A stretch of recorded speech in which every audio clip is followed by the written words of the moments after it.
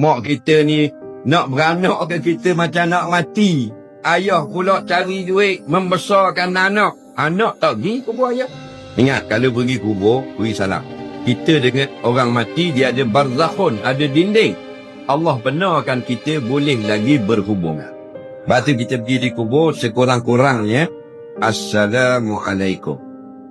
Ingat Kalau kita nak pergi kubur ayah kita, kita sampai di pintu kubur besar tu, beri salam untuk penghuni yang ramai-ramai.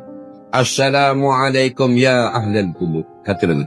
Dan kita jalan, sampai di kubur ayah kita, atau mak kita, kita beri salam yang lain. Assalamualaikum ya abi. Salam sejahtera atas kamu kiranya wahai bapakku. Ya ummi, wahai ibuku. Nak gadap muka mayat. Ni mayat muka ke arah kiblat.